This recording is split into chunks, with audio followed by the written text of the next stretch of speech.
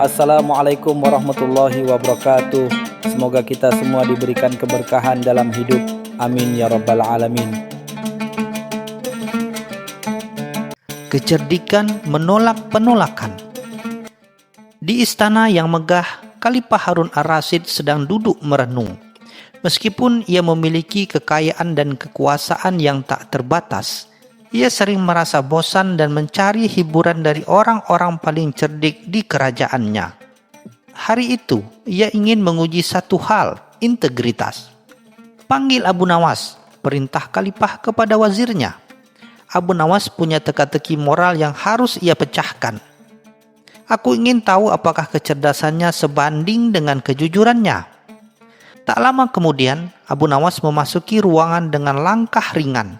Wajahnya tenang, seolah ia sudah tahu bahwa kejutan besar menantinya. Khalifah tersenyum penuh rahasia. Di meja kecil di sampingnya tergeletak sebuah kantong kain yang jelas berisi keping emas berkilauan. "Abu Nawas," ujar Khalifah, suaranya dalam dan serius. "Aku ingin memberimu hadiah ini, tetapi sebelum kau mengambilnya, dengarkan baik-baik definisiku tentang kejujuran dan kemunafikan." Abu Nawas mendongak, matanya tajam menatap Khalifah. Seseorang yang menerima hadiah ini dan memang sungguh-sungguh menginginkannya adalah orang yang jujur, jelas Khalifah. Namun, seorang yang menolak hadiah ini tetapi di dalam hati kecilnya ia sangat menginginkannya, itulah kemunafikan sejati. Khalifah melanjutkan, "Aku perintahkan kau untuk jujur, Abu Nawas. Tidak boleh ada kemunafikan di hadapanku." Abu Nawas terdiam. Ia tahu ini adalah jebakan yang rumit. Jika ia menolak, ia dicap munafik karena mustahil tidak menginginkan emas dari Khalifah. Jika ia menerima, ia terlihat tamak.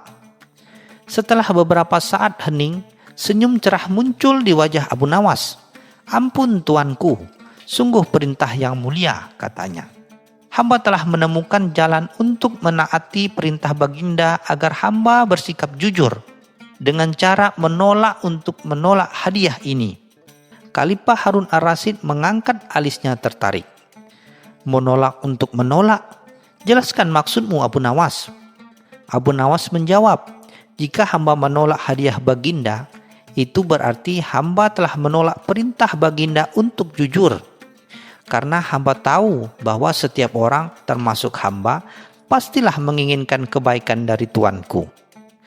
Dengan menerima hadiah ini, lanjut Abu Nawas, sambil maju dan mengambil kantong emas itu, hamba tidak hanya menunjukkan bahwa hamba jujur mengakui keinginan hamba, tetapi yang lebih penting, hamba memenuhi perintah baginda untuk menjauhi kemunafikan.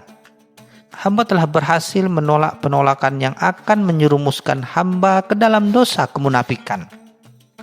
Khalifah Harun ar-Rasyid tertawa terbahak-bahak. "Sungguh kecerdikanmu tiada tara, Abu Nawas.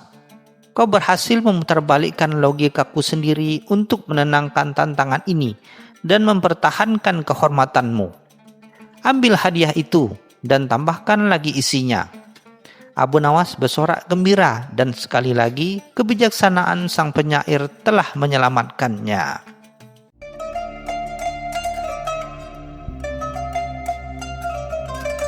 Cerita selanjutnya.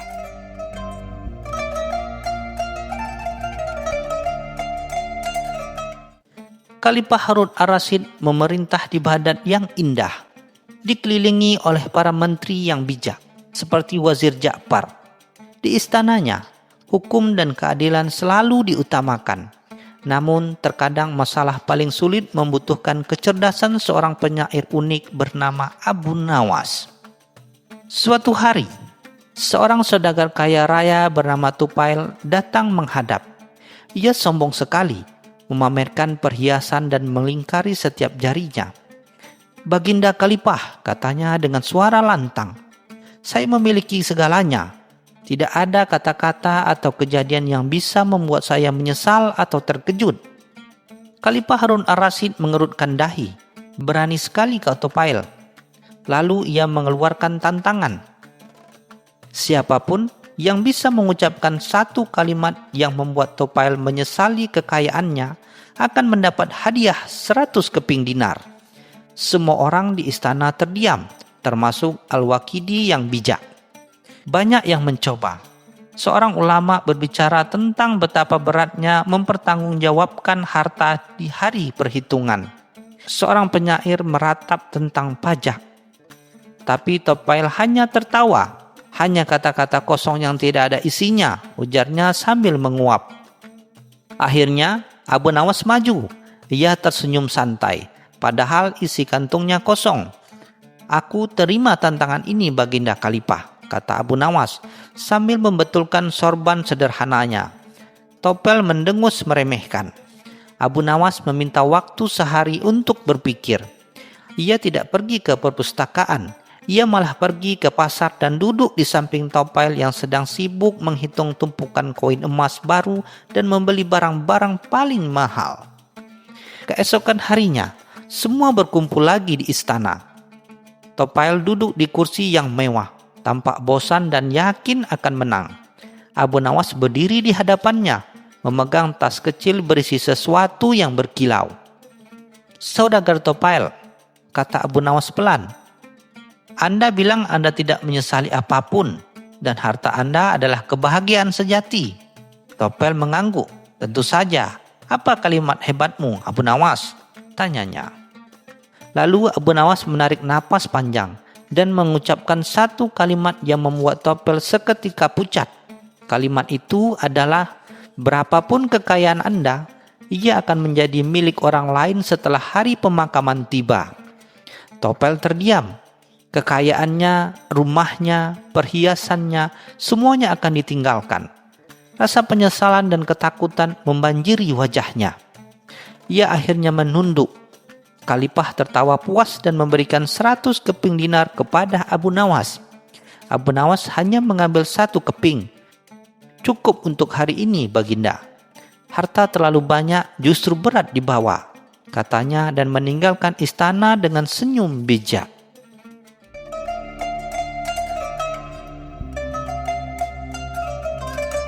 Cerita selanjutnya.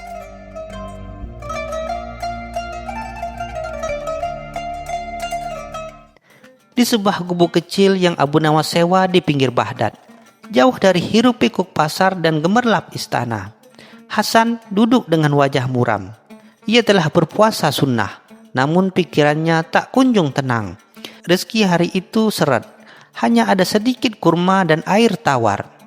Abu Nawas yang baru selesai menenangkan pikirannya dengan sholat menatap Hasan dengan senyum lembut. "Guru, perut hamba sudah berbunyi seperti genderang perang, namun yang lebih menyiksa adalah pikiran ini," keluh Hasan.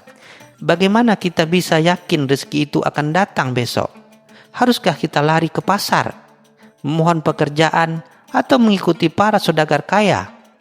Hamba takut kelaparan, dan hamba takut rezeki hamba tertunda karena hamba tidak berusaha keras."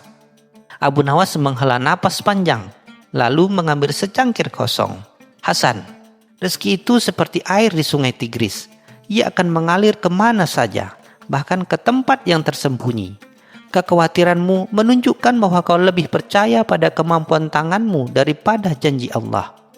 Ia kemudian menyunggingkan senyum khasnya, yang selalu mengandung usulan unik.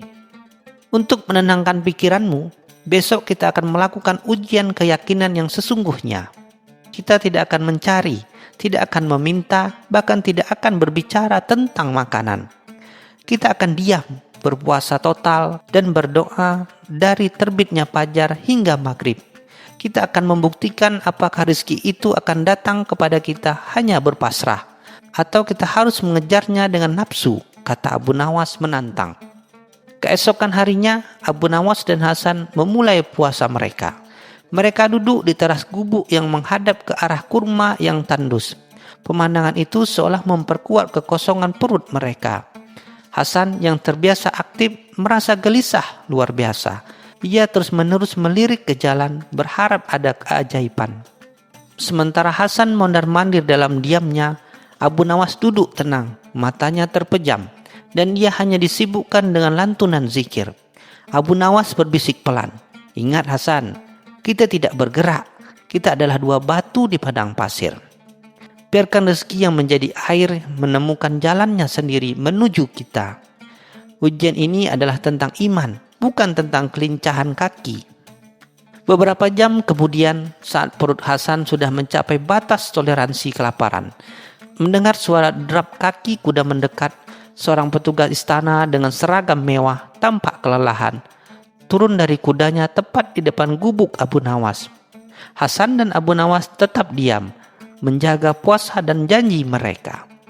Petugas istana itu bertanya dengan suara lantang, "Di manakah Abu Nawas? Aku membawa pesan penting dan mendesak dari Baginda Khalifah Harun ar-Rasyid." Karena tak mendapat respon verbal, ia melihat ke arah Abu Nawas yang duduk tenang. Petugas itu mengira Abu Nawas sedang bermeditasi atau berzikir penting, meletakkan sesuatu di hadapan mereka, sekantong uang emas dan sepaket makanan lengkap. Petugas istana itu menjelaskan, Baginda Khalifah tiba-tiba teringat akan janji lamanya untuk memberikan hadiah atas sebuah puisi yang kau buat 3 bulan lalu, wahai Abu Nawas. Beliau mendesakku untuk segera mengirimkan ini agar hutangnya lunas. Beliau juga mengirimkan makanan ini karena khawatir kau terlalu asik berpuisi dan lupa makan. Petugas itu kemudian membungkuk, menunggangi kudanya dan bergegas pergi tanpa menyadari bahwa Abu Nawas dan Hasan sedang berpuasa. Saat azan maghrib berkumandang, Abu Nawas membatalkan puasanya dengan menatap Hasan yang masih terperangah. "Nah Hasan, bagaimana? Apakah rezeki datang setelah kau kejar atau datang saat kau duduk diam dan pasrah?" tanya Abu Nawas sambil menyuap sepotong roti. Hasan tertawa kecil, tawa yang bercampur rasa syukur dan malu. "Guru, hamba malu karena hamba lebih khawatir pada perut hamba daripada janji Allah. Rezeki ini datang dari tempat yang paling tidak hamba duga, di saat hamba paling tidak berusaha. Ia datang karena ketetapan, bukan karena kegelisahan," ujar Hasan. Abu Nawas hanya tersenyum dan berkata, "Tepat. Sekarang mari kita makan. Dan ingat, rezeki yang sesungguhnya adalah kedamaian hati yang kita dapatkan hari ini, bukan hanya dinar yang ada di karung ini."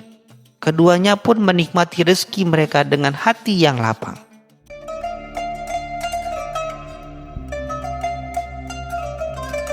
Cerita selanjutnya.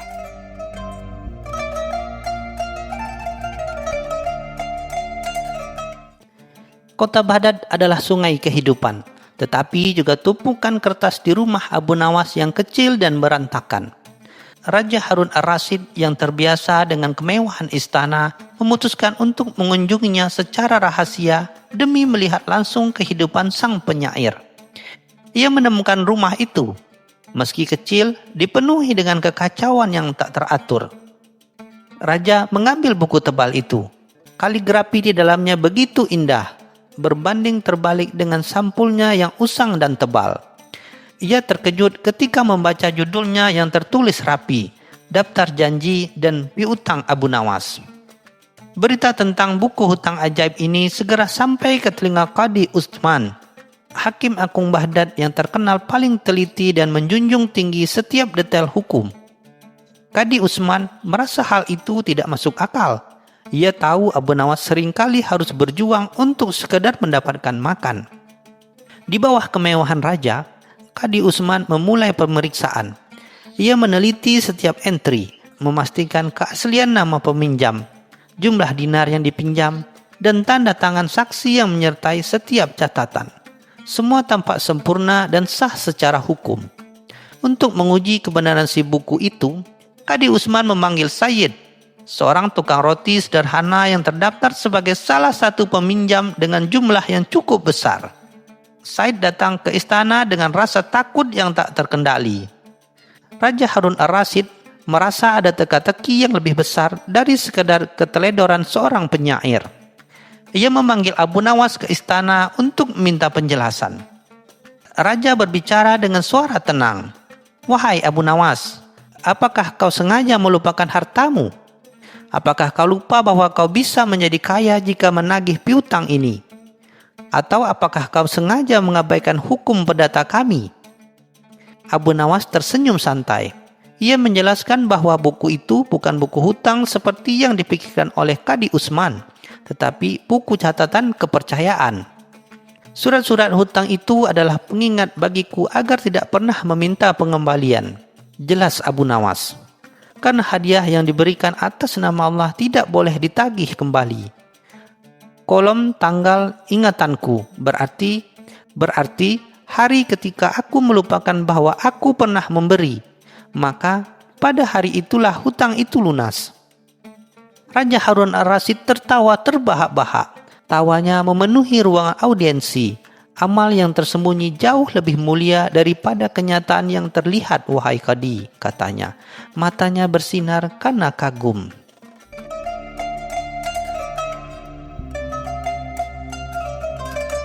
Cerita selanjutnya.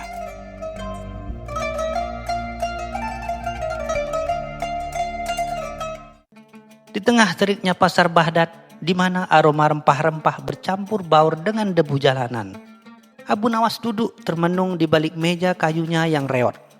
Ia bukan memikirkan puisi, melainkan menumpuk hutang kepada saudagar Mansur, si pedagang kain yang paling perhitungan se-Baghdad. Tiba-tiba bayangan besar jatuh melingkupinya. Itu saudagar Mansur dengan jubah sutra yang mengkilat, membawa gulungan kertas hutang sambil menatap sinis, seolah-olah Abu Nawas tikus yang terjebak. Abu Nawas, desisnya. Hari ini batasnya. Aku ingin dinar atau sebuah solusi yang lebih berharga dari dinar. Abu Nawas tersenyum misterius. Mansur yang mulia, dinar bisa habis, tapi aku punya sesuatu yang nilainya tak lekang oleh waktu. Bahkan sang khalifah pun akan iri. Lihat ini, katanya sambil mengeluarkan sebuah tempurung kelapa yang kusam dan retak. Mansur tergelak, tawa yang kering dan kasar. Tempurung kelapa? Kau melunasi hutangku dengan sampah, Abu Nawas. Cepat bayar atau bawa aku ke Qadi. Abu Nawas menggeleng perlahan. Matanya berbinar licik. Ini bukan tempurung biasa, Mansur. Ini adalah tempurung kelapa penjaga kekayaan. Tempurung ini, bisik Abu Nawas, menarik Mansur mendekat. Tidak menghasilkan emas, tetapi dapat menjaga semua kekayaan pemiliknya agar tidak pernah berkurang. Dengan satu syarat, ia harus dilayani layaknya seorang bangsawan setiap hari selama sebulan penuh. Mansur yang tamak mulai menimbang-nimbang. Tidak berkurang, itu lebih baik daripada menghasilkan emas. Apa layanannya? Tanyanya. Suaranya terdengar serak karena nafsu. Sederhana, jawab Abu Nawas. Pembersihan harian, tempat tidur sutra mini, dan yang penting satu pengawal pribadi yang bertugas 24 jam sehari untuk memastikan tidak ada debu atau hama yang berani menyentuhnya. Mansur matanya gelap karena khayalan kekayaan abadi, setuju untuk mengambil tempurung itu sebagai jaminan hutang. Ia mengira tugas pengawal pribadi akan ia serahkan pada budaknya. Jika dalam sebulan kekayaanku berkurang, hutangmu berlipat ganda, ancam Mansur. Setuju, kata Abu Nawas menyeringai. Namun saat Mansur berbalik hendak pergi, Abu Nawas berkata lagi, oh, ada satu aturan terakhir yang terlupakan. Pengawal pribadi itu haruslah orang yang paling berhak atas kekayaan yang dipertahankan. Dalam kasus ini, Tuan Mansur sendiri, sang pemilik tunggal. Tempurung ini hanya percaya pada ketulusan pemiliknya. Keesokan paginya, pemandangan paling aneh terjadi di kediaman Mansur. Saudagar yang biasanya berteriak kepada pelayannya itu kini tersimpuh. Ia menyekat tempurung kelapa yang diletakkan di atas bantal beludru kecil. Hati-hati seperti membersihkan mutiara. Ia harus melakukannya setiap jam, bergantian dengan tugas utamanya menghitung kain. Malam hari ia tidur di lantai di sebelah bantal tempurung itu, mengusir setiap nyamuk yang mencoba mendekat. Mansur menjadi letih, cemberut, dan tidak kurang dari 4 jam sehari demi tempurung ajaibnya. Pada hari terakhir di bulan itu, Mansur datang ke Abu Nawas. Wajahnya kurus dan matanya cekung, rambutnya berantakan. Ia membanting tempurung itu ke meja raut Abu Nawas. Aku menyerah, Abu Nawas. Ambil kembali penjaga kekayaan sialan ini. Aku tidak sanggup lagi menjadi pelayan benda mati. Ah, tetapi kekayaan Anda tidak berkurang, bukan? Tanya Abu Nawas lembut. Mansur harus mengakui bahwa semua asetnya masih utuh. tetapi ia kehilangan akal sehat dan banyak waktu berharganya. Ia tertawa sendiri. Di Baghdad, orang-orang mulai menceritakan bagaimana Abu Nawas tidak hanya melunasi hutang, tetapi juga berhasil membuat saudagar paling pelit itu bekerja keras seperti pelayan. Semua demi sebuah tempurung kelapa ajaib.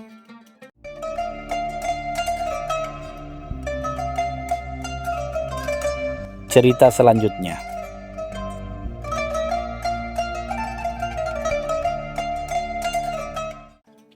Suatu pagi yang cerah di Baghdad, matahari baru saja menyapa menara-menara masjid dan riuh redah pasar yang sudah menggeliat. Pedagang berteriak menjajalkan dagangannya. Aroma rempah dan parfum mewah bercampur di udara. Dan koin-koin bergemicik tak henti-hentinya berpindah tangan. Semua orang tampak sibuk. Mata mereka berbinar-binar memandang tumpukan dirham dan dinar. Seolah kebahagiaan sejati hanya bisa diukur dari seberapa penuh kantung mereka. Di antara hiruk-pikuk itu, terlihatlah Abu Nawas. Ia tidak seperti yang lain. Dengan jubah yang sedikit usang dan senyum tipis di bibirnya, ia justru duduk santai di pinggir jalan, memperhatikan orang-orang dengan pandangan geli. Sesekali ia akan mengangkat alisnya atau menahan tawa kecil yang hampir meledak dari dadanya, seolah menyaksikan sebuah pertunjukan sandiwara yang sangat lucu. Tak jauh dari tempat Abu Nawas duduk, seorang pedagang unta kaya raya tengah berdebat sengit dengan seorang saudagar permata. Keduanya sama-sama berusaha menipu yang lain, saling merendahkan kualitas dagangan lawan dan menyanjung harta benda mereka sendiri dengan suara yang tinggi. Wajah mereka memerah, urat leher menonjol, seolah-olah harga diri mereka ditentukan oleh siapa yang berhasil meraih keuntungan terbesar dalam transaksi itu. Abu Nawas menggelengkan kepala. Ia mengeluarkan sepotong roti kering dari kantungnya, menggigitnya perlahan dan mengunyahnya dengan santai. Ia melirik ke arah pedagang dan saudagar permata itu, lalu tersenyum lebih lebar. Dunia, gumamnya pelan. Sungguh sebuah panggung komedi yang tak pernah sepi penonton. Tiba-tiba tawa Abu Nawas pecah. Bukan tawa terbahak-bahak yang kasar, melainkan tawa yang renyah dan penuh kejenakaan. Tawa yang menarik perhatian beberapa orang di sekitarnya. Seorang penjual kurma yang sendari tadi sibuk menimbang dagangannya menoleh dengan dahi berkerut. "Apa yang lucu, Abu Nawas?" tanyanya sedikit kesal, merasa terganggu oleh tawa itu. Abu Nawas menyeka sudut matanya yang sedikit berair. "Aku hanya teringat sebuah cerita," katanya. Suaranya masih terselip tawa. Seorang raja yang mengira kekayaannya akan membawanya ke surga, padahal surga itu sendiri tak bisa dibeli dengan seisi pasar ini. Ia menatap sekelilingnya, ke arah wajah-wajah yang dipenuhi ambisi dan kecemasan. Lalu tawa kecilnya kembali mengalir, lebih lembut namun tetap mengusik. Malam itu, istana Khalifah Harun ar-Rasyid dipenuhi cahaya lilin dan aroma masakan mewah. Sultan mengadakan pesta besar, mengundang para bangsawan, saudagar kaya dan ulama terkemuka. Meja-meja dipenuhi hidangan lezat, musik mengalun merdu dan membincangkan tentang kekuasaan serta intrik politik memenuhi setiap sudut ruangan. Para hadirin berlomba-lomba memamerkan perhiasan dan pakaian terindah mereka, berharap mendapat perhatian dari Khalifah. Di antara keramaian itu, Abu Nawas juga hadir. Berkat reputasinya sebagai penyair dan seorang yang cerdik. Namun ia tidak seperti yang lain. Ia memilih duduk di sudut yang agak tersembunyi, mengamati para tamu dengan senyum misterius di wajahnya. Ia tak mengenakan pakaian gemerlap dan tak berusaha menarik perhatian siapapun. Seolah-olah ia adalah seorang pengamat dari dunia lain. Seorang menteri dengan jenggot lebat membual tentang koleksi kudanya yang tak tertandingi. Sementara seorang saudagar kaya lainnya menyombongkan tentang kapal-kapalnya yang berlayar hingga ke negeri seberang. Mereka berbincang dengan nada angkuh, seolah-olah kekayaan adalah satu-satunya tolak ukur kebahagiaan dan harga diri. Mereka saling melirik, membandingkan diri satu sama lain, dan dalam diam berkompetisi dalam siapa yang paling berlimpah harta. Abu Nawas mengambil segelas air kurma, menyesapnya perlahan. Ia memejamkan mata sejenak, lalu membuka matanya lagi. Mereka seperti anak-anak yang berlomba mengumpulkan kerikil paling berkilau, pikirnya. Padahal kebahagiaan sejati tak pernah berbentuk kerikil, apalagi tumpukan dirham. Ia menghela napas, sebuah napas yang lebih menyerupai tawa tertahan. Di tengah kemeriahan pesta, Abu Nawas tiba-tiba berdiri. Ia berjalan mendekati khalifah yang sedang asik mendengarkan pujian dari seorang penyair istana. Semua mata tertuju padanya. Khalifah Harun ar-Rasyid tersenyum. "Ada apa, Abu Nawas? Adakah pantun baru yang ingin kau persembahkan?" Abu Nawas membungkuk hormat. "Ampun tuanku," katanya dengan suara tenang namun terdengar jelas di seluruh ruangan. "Hamba hanya teringat bahwa di antara semua kemegahan ini, suara yang paling merdu seringkali adalah suara keheningan." Beberapa bangsawan saling pandang, bingung dengan ucapan Abu Nawas.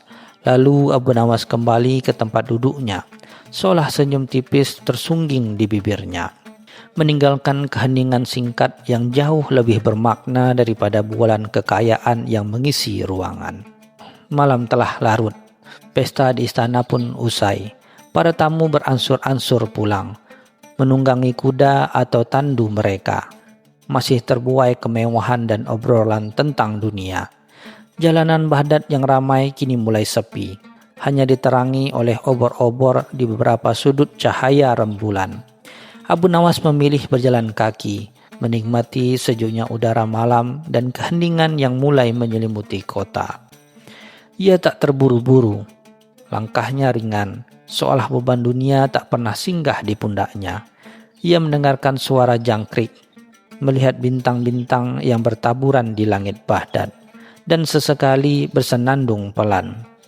Kontras sekali dengan raut wajah para bangsawan yang masih tampak tegang dan lelah, seolah kemewahan pesta tadi justru menguras energi mereka. Di sebuah lorong sempit yang remang-remang, Abu Nawas berpapasan dengan seorang pengemis tua. Pakaiannya compang-camping, dan ia meringkuk kedinginan. Abu Nawas berhenti. Ia merogoh kantungnya dan menemukan beberapa keping dirham yang khalifah berikan kepadanya sebagai hadiah. Tanpa ragu, ia menyerahkannya kepada pengemis itu. Pengemis itu menatapnya dengan mata berbinar, mengucapkan terima kasih berkali-kali. "Terima kasih Tuan, semoga Allah membalas kebaikanmu," kata pengemis itu. Abu Nawas tersenyum. "Jangan berterima kasih padaku," katanya lembut. "Terima kasih kepada Dia yang menciptakan kemurahan hati dalam dirimu." Ia melanjutkan perjalanannya. Hatinya terasa ringan, jauh lebih ringan daripada saat para bangsawan itu membual tentang kekayaan mereka. Ketika sampai di depan rumahnya yang sederhana, Abu Nawas menadah ke langit. Bintang-bintang bersinar begitu terang, seolah tersenyum kepadanya.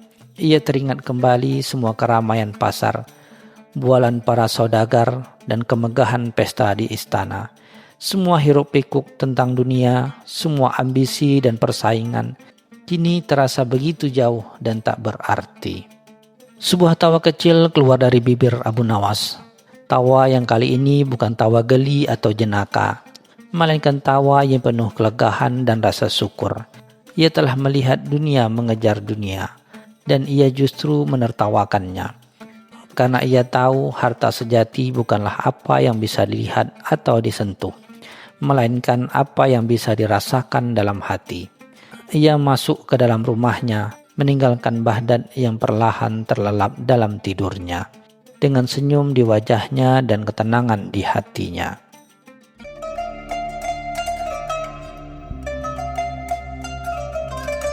Cerita selanjutnya.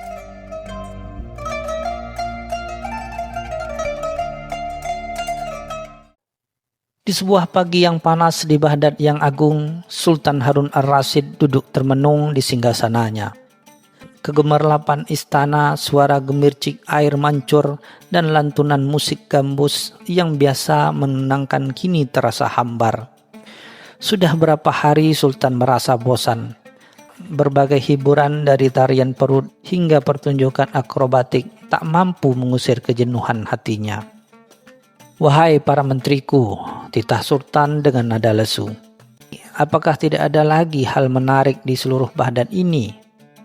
Hatiku gersang, jiwaku hampa. Carikan aku sesuatu yang bisa mengguncang tawa, dan setidaknya membuat dahiku berkerut karena penasaran." Para menteri saling pandang, bingung. Sudah banyak ide yang mereka sampaikan, namun tidak ada yang mampu memuaskan Sultan yang sedang dilanda kebosanan akut. Tiba-tiba dari sudut ruangan, seorang pejabat istana yang terkenal cerdik bernama Ibnu Husain memberanikan diri. "Ampun tuanku, hamba teringat sebuah cerita dari pasar kemarin. Ada seorang tukang arang yang terkenal sangat jujur, namun juga sangat polos. Ia tak pernah menipu, bahkan ketika pembelinya adalah orang paling bodoh sekalipun." Sultan mengangkat sebelah alisnya, sedikit tertarik. Ibnu Husain melanjutkan, kabarnya tukang arang ini memiliki prinsip hidup yang cukup aneh. Menang jadi arang, kalah jadi abu. Entah apa maksudnya tuanku, namun kepolosannya seringkali mengundang tawa banyak orang di pasar. Sultan tersenyum tipis. "Menarik. Panggil si tukang arang itu kemari. Kita lihat apa yang bisa ia perbuat dengan prinsip kehidupan yang nyentrik itu." Kabar tentang Sultan ingin bertemu tukang arang tersebar cepat di seluruh Baghdad. Di tengah kerumunan yang penasaran, muncullah Abu Nawas. Ia adalah seorang penyair cerdik yang seringkali menggunakan kecerdasannya untuk mengatasi berbagai masalah dengan cara yang tak terduga dan kadang konyol. Mendengar tentang tantangan Sultan, ide-ide nakal mulai berkelebat di benaknya. "Pasti ada sesuatu di balik ini," gumam Abu Nawas sambil menyeringai. Sultan tidak mungkin hanya ingin bertemu tukang arang biasa. Ada sesuatu yang lebih besar yang ia cari. Dan kurasa ini adalah kesempatan bagiku untuk menghibur Sultan, sekaligus menyelamatkan si tukang arang dari kebingungan. Abu Nawas pun bergegas menuju istana, siap dengan segala tipuan cerdiknya.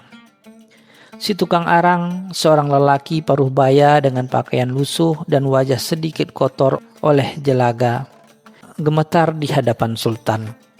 Ia tak pernah membayangkan akan berada di hadapan penguasa Baghdad yang agung. "Jadi, kaulah si tukang arang dengan prinsip menang jadi arang, kalah jadi abu itu?" tanya Sultan dengan suara sedikit geli. "Benar tuanku," jawab si tukang arang terbata-bata. "Itu adalah prinsip hamba pegang teguh dalam hidup dan perniagaan hamba." Sultan mengangguk-angguk. "Baiklah.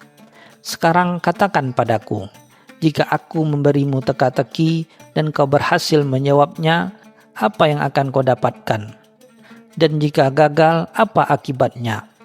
Si tukang arang berpikir keras, keringat dingin mulai membasahi dahinya.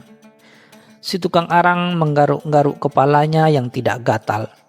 Ia bingung harus menjawab apa. Otaknya yang sederhana tak mampu merangkai kata-kata yang pantas di hadapan Sultan. Namun ia teringat prinsip hidupnya dengan suara lirih. Ia menjawab, "Jika hamba menang, hamba akan menjadi arang, tuanku. Dan jika hamba kalah, hamba akan menjadi abu." Seluruh ruangan terdiam.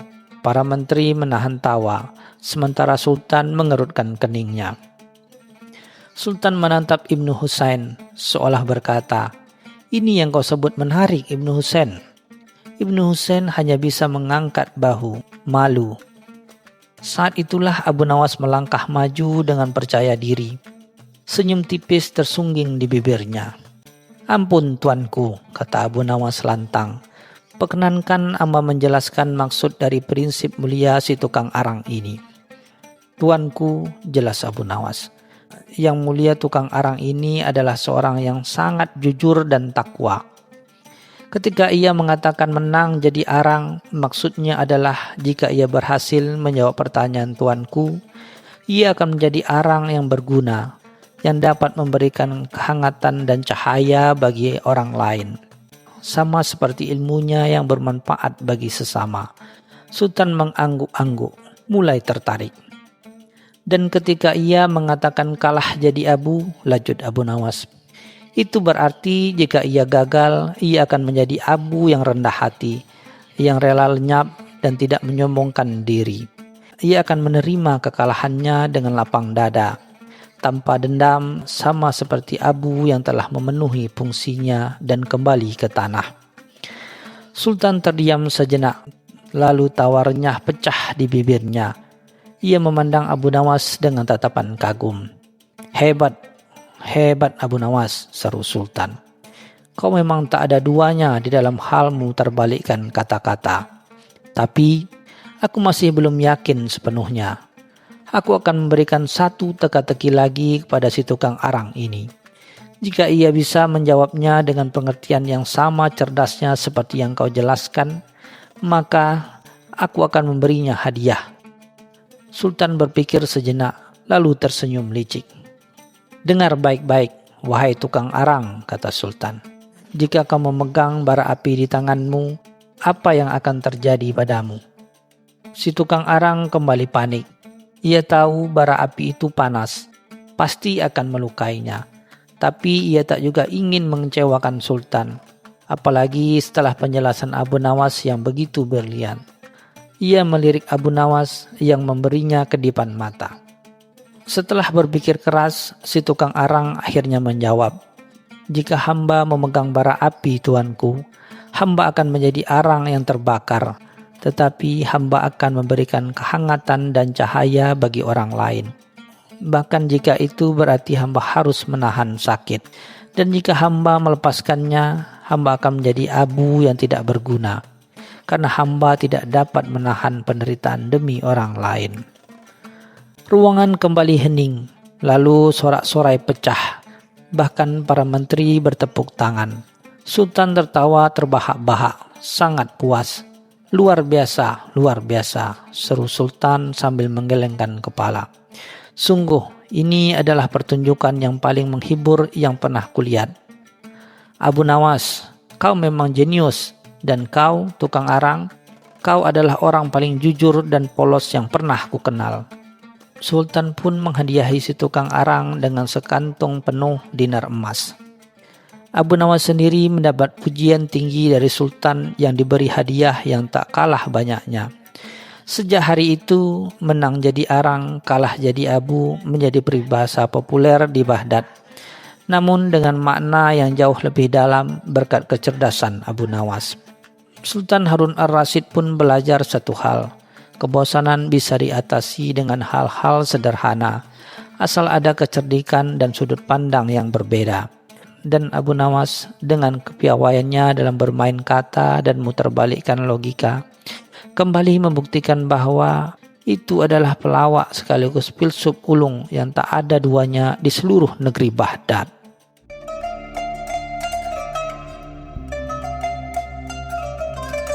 Cerita selanjutnya.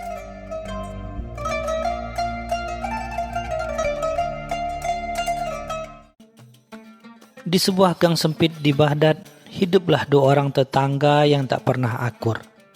Yang satu bernama Tuan Hasan, seorang saudagar kaya yang gemar memamerkan kekayaannya. Satunya lagi bernama Tuan Ahmad, seorang tukang jahit yang hidup sederhana. Perselisihan mereka mencapai puncaknya ketika sebuah jalan kecil di antara rumah mereka menjadi sumber pertikaian. Jalan itu adalah jalan satu-satunya akses menuju sumur umum, tempat semua orang mengambil air.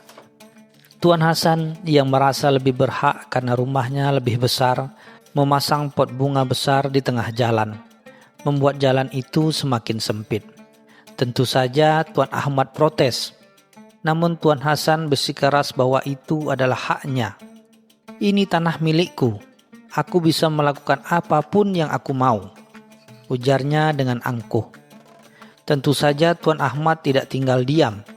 Dia mencoba menggeser pot itu, tapi malah dimarahi habis-habisan oleh Tuan Hasan. Perselisihan ini menjadi tontonan warga di setiap hari, mengganggu ketenangan gang.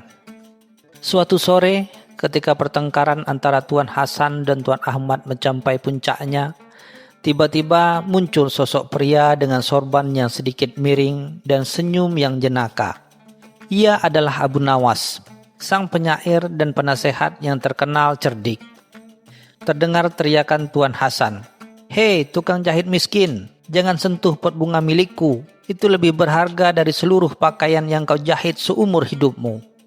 Tuan Ahmad membalas, "Tanah ini jalan umum, bukan perkaranganmu. Kau pikir hanya karena kau kaya, kau bisa seenaknya?" Warga yang menonton hanya bisa menggeleng-geleng kepala. Abu Nawas mendekat bertanya dengan santai, "Ada apa gerangan tuan-tuan? Mengapa jalan selebar ini jadi terasa sempit?" Tuan Hasan menunjuk pot bunganya dengan bangga. Sementara Tuan Ahmad menceritakan keluhannya dengan nada penuh kekesalan. Abu Nawas mendengarkan dengan seksama. Sesekali mengangguk-angguk seolah mengerti betul permasalahan yang rumit ini. Ia tidak langsung memberi solusi, melainkan hanya tersenyum tipis, seolah menyimpan sebuah rahasia. Abu Nawas selalu mengajak keduanya duduk di bangku kayu dekat situ. "Begini saja," katanya, "saya akan membantu kalian menyelesaikan permasalahan ini. Tapi kalian harus mengikuti perintah saya tanpa banyak tanya." Tuan Hasan dan Tuan Ahmad yang sudah lelah bertengkar akhirnya setuju. Mereka penasaran dengan apa yang akan dilakukan Abu Nawas. Abu Nawas selalu meminta Tuan Ahmad untuk menanam pohon kurma di sisi jalan yang berdekatan dengan rumah Tuan Hasan. Pohon kurma itu akan jadi saksi bisu dari perjanjian damai kalian, jelas Abu Nawas. Tuan Ahmad kebingungan, tapi tetap mengikuti. Selain itu, Abu Nawas meminta Tuan Hasan untuk membuat sebuah kolam ikan kecil di sisi jalan yang berdekatan dengan rumah Tuan Ahmad. Kolam ini akan menjadi simbol air yang mengalirkan rezeki dan kedamaian di antara kalian, tambahnya. Tuan Hasan juga bingung, tapi karena penasaran, ia pun menurut. Setelah pohon kurma ditanam dan kolam ikan dibuat, jalan itu kini lebih aneh lagi. Pot bunga Tuan Hasan ada di satu sisi, pohon kurma dan kolam di sisi yang lainnya. Akses ke sumur justru semakin sulit. Para tetangga yang melihat hanya bisa berbisik-bisik, "Apa-apaan ini? Bukannya masalahnya selesai, malah jadi lebih rumit." Bahkan Tuan Hasan dan Tuan Ahmad pun mulai saling menyalahkan lagi, menganggap solusi Abu Nawas tidak masuk akal. Mereka pun menemui Abu Nawas lagi. Kali ini dengan nada yang lebih kesal. "Abu Nawas, apa yang kau lakukan? Jalan ini jadi semakin tidak bisa dilewati," protes Tuan Hasan. "Betul, sebenarnya kamu memihak siapa? Kami jadi makin susah lewat," tambah Tuan Ahmad. Abu Nawas hanya tertawa kecil. Sabar. Besok pagi datanglah ke rumah saya. Saya akan tunjukkan solusi sebenarnya," jawab Abu Nawas dengan santai, meninggalkan mereka berdua dalam kebingungan yang lebih dalam. Keesokan paginya, Tuan Hasan dan Tuan Ahmad datang ke rumah Abu Nawas, masih dengan wajah cemberut. Abu Nawas menyambut mereka dengan senyum. "Nah, tuan-tuan, sudah siap melihat solusi yang sesungguhnya?" tanyanya. Mereka mengangguk, tidak sabar sekaligus penasaran. Abu Nawas selalu mengajak mereka ke perkarangan belakang rumahnya. Di sana sudah disiapkan 2 pot besar yang persis seperti milik Tuan Hasan. Abu Nawas meminta Tuan Hasan dan Tuan Ahmad untuk mengangkat pot-pot itu dan membawanya kembali ke rumah mereka. "Ini adalah pot yang akan kalian taruh di depan pintu rumah kalian masing-masing," kata Abu Nawas. "Yang satu untuk Tuan Hasan, yang satu lagi untuk Tuan Ahmad. Jalan di antara kalian akan tetap bersih dari halaman." Tuan Hasan dan Tuan Ahmad masih bingung. Lalu Abu Nawas meminta mereka kembali ke jalan yang jadi sengketa. Abu Nawas menunjuk pot bunga Tuan Hasan, pohon kurma Tuan Ahmad, dan kolam ikannya. Sekarang karena pot bunga Tuan Hasan dan pohon kurma Tuan Ahmad sudah punya tempat masing-masing di depan rumah mereka, benda-benda ini tidak lagi dibutuhkan di sini, kata Abu Nawas. Abu Nawas selalu memerintahkan Tuan Hasan dan Tuan Ahmad untuk memindahkan pot bunga, pohon kurma, dan kolam ikan di tengah jalan. Tuan Hasan memindahkan potnya, sedangkan Tuan Ahmad memindahkan pohon kurma dan kolam ikannya. Setelah semua dipindahkan, jalan di antara rumah mereka menjadi lapang dan bersih. Warga yang melihat pun bersorak-sorai. Jalan itu kembali bisa dilalui dengan nyaman. Tuan Hasan dan Tuan Ahmad saling menatap, menyadari kebodohan mereka selama ini. Abu Nawas selalu menjelaskan, perselisihan ini seperti pot bunga dan kolam di tengah jalan. Semakin banyak benda yang kalian taruh, semakin sulit kalian melewati jalan damai. Dengan menyingkirkan ego dan kemarahan, kalian bisa melihat jalan yang seharusnya lapang dan mudah untuk dilewati. Pot bunga, pohon kurma, dan kolam ikan itu adalah simbol dari ego kalian yang menghalangi jalan damai. Dengan memindahkan ke depan rumah kalian, kalian bisa menjaganya masing-masing tanpa harus menghalangi jalan orang lain. Tuan Hasan dan Tuan Ahmad merasa malu sekaligus lega. Mereka berterima kasih pada Abu Nawas. "Terima kasih Abu Nawas, kau telah menyadarkan kami," kata Tuan Hasan. "Kami tidak akan lagi bertengkar," tambah Tuan Ahmad. Sejak hari itu, jalan di antara rumah mereka menjadi saksi persahabatan mereka. Mereka saling terlihat duduk bersama di jalan itu, menikmati teh dan berbagi cerita. Abu Nawas hanya tersenyum melihatnya. Ia tahu, terkadang masalah yang rumit hanya butuh pendekatan sederhana. Ia tidak memihak siapapun, melainkan hanya membantu mereka menemukan solusi dari dalam diri mereka sendiri. Pot bunga di depan rumah Tuan Hasan dan pohon kurma serta kolam ikan di depan rumah Tuan Ahmad kini menjadi peringatan bagi mereka berdua bahwa jalan damai adalah jalan yang terbaik dan tidak perlu ada yang menghalangi.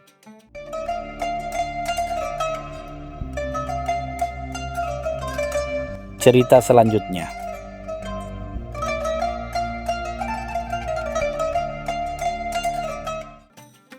Di kota Baghdad yang agung, Khalifah Harun al-Rasyid dilanda kegelisahan. Bukan karena ancaman dari musuh atau masalah keuangan, melainkan karena masalah yang sangat pribadi. Ia tidak bisa tidur nyenyak. Malam demi malam matanya terbuka lebar, pikirannya berkecamuk. Berbagai tabib dan ahli telah dipanggil, namun tak ada satu pun yang bisa menyembuhkan penyakit aneh sang khalifah. Mereka menawarkan ramuan, pijatan, bahkan mantra, tapi semua itu bagai air yang jatuh di atas batu. Khalifah Harun al-Rasyid frustasi. Ia merasa kekuasaannya tidak ada artinya jika ia tidak bisa mendapatkan istirahat yang layak. Akhirnya ia mengadakan sayembara yang besar. Barang siapa yang bisa mengembalikan tidur nyenyaknya akan dihadiahi 1 kantung penuh koin emas dan diangkat menjadi penasehat pribadinya. Berita ini menyebar ke seluruh penjuru Baghdad, memancing para pencari keberuntungan dari para pedagang hingga penyair yang semuanya berbondong-bondong datang ke istana dengan janji-janji kosong. Mendengar sayembara tersebut, Abu Nawas yang sedang asik bermain catur di sebuah kedai kopi hanya tersenyum tipis. Teman-temannya tertawa mengejek. "Wahai Abu Nawas, kau tidak tertarik? Kesempatan emas itu. Siapa tahu kau bisa membuat lelucon yang bisa membuat Khalifah lelah dan akhirnya tertidur." Abu Nawas hanya mengangkat bahu. "Tidur itu bukan lelucon, tapi jika Khalifah bersedia membayar, aku akan mencoba." Teman-temannya semakin menertawakan ide Abu Nawas yang dianggap konyol itu. Mereka yakin kali ini Abu Nawas pasti akan gagal. Keesokan harinya, dengan langkah santai Abu Nawas memasuki gerbang istana. Para penjaga yang sudah mengenalnya membiarkannya lewat, tahu bahwa kehadirannya selalu membawa kejutan. Di hadapan Khalifah, Abu Nawas tidak membawa ramuan, tidak pula buku-buku tebal tentang pengobatan. Ia hanya membawa sebuah kotak kayu kecil yang sudah usang dan sebuah selimut. Khalifah memandang Abu Nawas dengan curiga. "Apa yang kau bawa, Abu Nawas? Jangan-jangan kau datang hanya untuk bercanda?" Abu Nawas tersenyum. "Hamba datang untuk menawarkan yang lebih berharga dari emas, tuanku. Hamba datang untuk menawarkan rahasia tidur yang nyenyak." Abu Nawas menjelaskan kepada Khalifah bahwa rahasia tidur itu tidak bisa disembuhkan dengan ramuan atau obat. Ia harus melalui sebuah ritual yang hanya bisa ia jelaskan secara bertahap. Khalifah yang sudah putus asa akhirnya menyetujui, meskipun ia ragu. Abu Nawas meminta Khalifah untuk tidur di sebuah kamar yang gelap dan hening, yang tidak terganggu oleh kebisingan.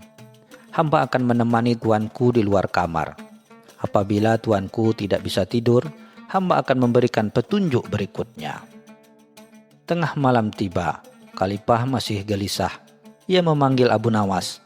Abu Nawas, aku tidak bisa tidur. Aku sudah mencoba segalanya. Dengan tenang, Abu Nawas membuka kotak kayu kecilnya. Ia mengeluarkan sebuah tongkat kecil, lalu menusukkan ke telinga Khalifah. Sekarang, coba dengarkan bunyi jangkrik yang paling dekat dengan telinga tuanku. Lalu hitunglah berapa banyak jangkrik yang ada di dalam. Lalu hitunglah berapa banyak jangkrik yang ada di dalam istana. Khalifah bingung. Bagaimana bisa aku menghitungnya? Apa hubungannya? Tapi Abu Nawas hanya tersenyum. Tuanku tidak harus tidur, cukup merasakan kegelapan dan hitunglah. Khalifah Harun ar-Rasyid yang terbiasa dengan kemewahan dan kekuasaan mendadak harus mengikuti perintah aneh dari Abu Nawas.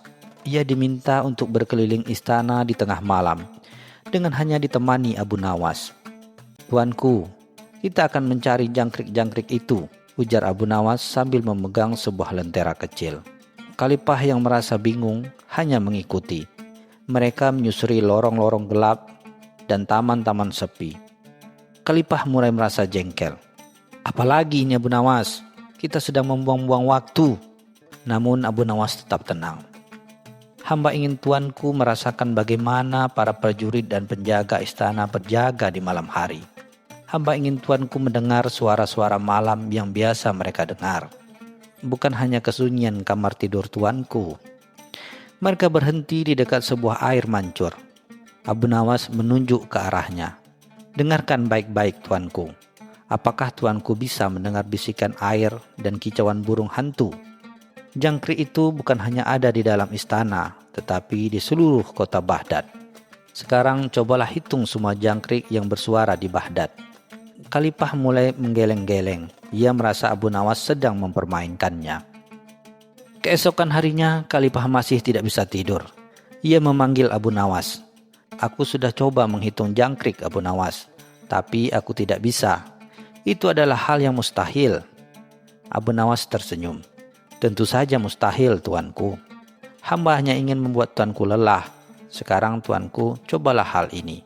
Setiap kali tuanku merasa gelisah, bayangkan diri tuanku sebagai seorang tukang kebun di kebun tuanku. Lalu bayangkan tuanku sedang memetik setiap satu buah anggur yang ada di kebun tuanku. Sambil memejamkan mata, Khalifah membayangkan dirinya di kebun sendiri. Anggur-anggur yang lebat menggantung. Satu persatu ia memetik buah anggur itu, memasukkannya ke dalam keranjang. Ia menghitungnya, 1, 2, 3. Pikiran Khalifah yang tadinya sibuk dengan kekhawatiran, kini terfokus pada buah anggur. Perlahan, kelelahan mulai menyergapnya. Matanya mulai terasa berat, pikirannya mulai kosong. Ia tidak lagi memikirkan kekuasaannya, melainkan hanya tentang buah anggur. Pagi hari, Khalifah Harun ar-Rasyid terbangun. Ia merasa sangat segar dan bugar. Sudah lama ia tidak merasakan tidur senyenyak itu. Ia memanggil Abu Nawas dan bertanya, Abu Nawas, apa sebenarnya rahasiamu? Bukan hanya anggur, tapi apa yang membuatku bisa tidur? Abu Nawas menjawab, tidur itu seperti harta karun tuanku. Semakin tuanku mencari dan memaksanya, semakin sulit ia didapatkan. Hamba hanya mengalihkan pikiran tuanku dari kegelisahan. Hamba menyibukkan pikiran tuanku dengan hal-hal tidak penting seperti jangkrik atau buah anggur. Ketika pikiran tuanku lelah, tidur akan datang dengan sendirinya. Khalifah tertawa terbahak-bahak. Ia merasa lega dan terkesan dengan kecerdasan Abu Nawas.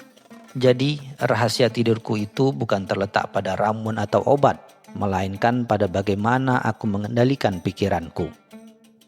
Abu Nawas mengangguk. Benar sekali tuanku. Kekhawatiran dan kegelisahan yang mencuri tidur dari kita. Tidur tidak bisa dipaksakan. Ia hanya bisa datang ketika kita benar-benar membutuhkannya. Khalifah kemudian memberikan 1 kantung emas penuh kepada Abu Nawas. Namun Abu Nawas menolak. Emas itu tidak sebanding dengan rahasia tidur yang hamba berikan, tuanku. Khalifah merasa terharu dan berkata, "Kamu benar, Abu Nawas. Tidur yang nyenyak memang jauh lebih berharga daripada emas."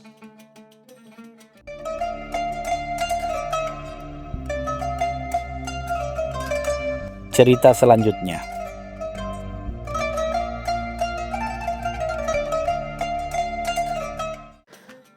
Udara sore di Baghdad terasa hangat, membawa aroma rempah dan kopi yang baru diseduh. Di sebuah kedai kopi yang ramai, Abu Nawas duduk santai sambil menyeruput kopi hangatnya.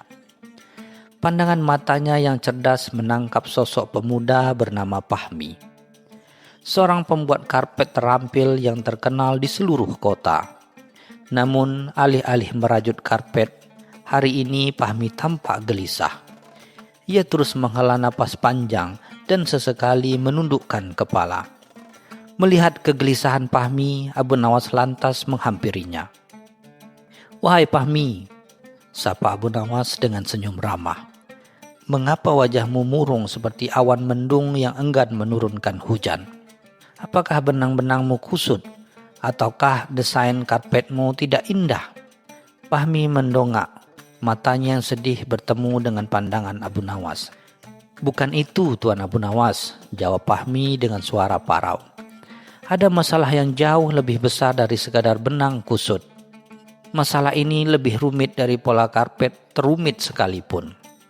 Ayah saya ingin saya segera menikah, tetapi saya takut." "Takut apa?" tanya Abu Nawas, mencondongkan tubuhnya ke depan. "Apakah kamu takut pada mas kawin mahal? Atau pada mertua yang galak?" Fahmi menggelengkan kepala dengan cepat. "Bukan, Tuan.